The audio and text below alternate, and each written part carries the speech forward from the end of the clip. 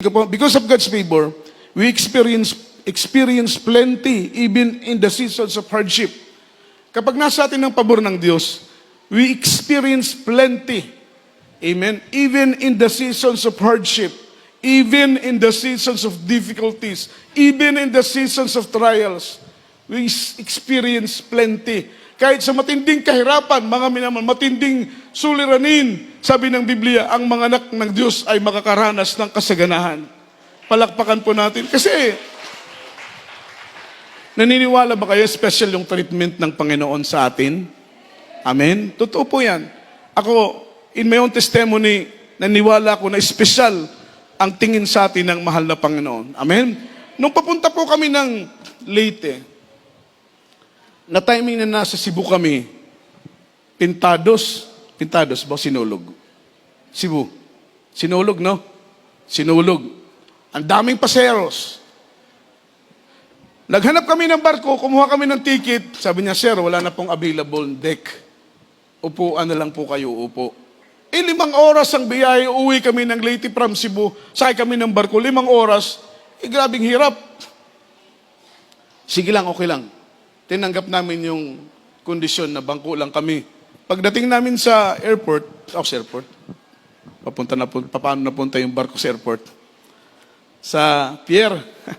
Everybody said, praise the Lord. Nung nasa pier na kami, sumakay kami ng barko, bakante pa yung mga deck. Nakaupo pa kami, nakahiga pa kami, higa-higa kami doon. Pero wala na kaming deck. Upuan na lang. Alam niyo nung dumadami ng tao, pati yung upuan na aming inuupan, mayroon na palang naka-reserve. Alam namin yung deck na aming hinigaan, may naka-reserve na rin. Pero nagpipray kami, mahal na Panginoon, make a way, Lord. Sabi mo, mahal na Panginoon, na kahit sa gitna ng disyerto, kaya mong gumawa ng ilog.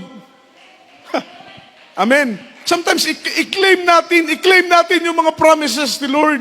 I-claim natin yung pangako ng mahal na Panginoon. Sabi ko, Lord, sabi mo, na kahit sa gitna ng disyerto, kaya mong gumawa ng ilog, even in the wilderness, o kahit po sa kagubatan, kaya mong gumawa ng daanan, kaya mong gumawa ng kalsada, because in the Lord there is nothing impossible. All things are possible. Walang imposible, lahat posible sa ating dakilang Diyos.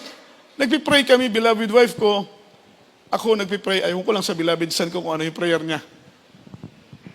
Basta ako nagpipray ako, Lord, sana gawa ka ng paraan. Ano mang paraan, gawin mo, Lord, na hindi matuloy yung nakapesto dito. Kasi pag matuloy sila, wala kaming hihigaan. 5 hours, nakapagod na yung biyahe. Pero talagang himala sa lahat ng himala. Peak season, ha?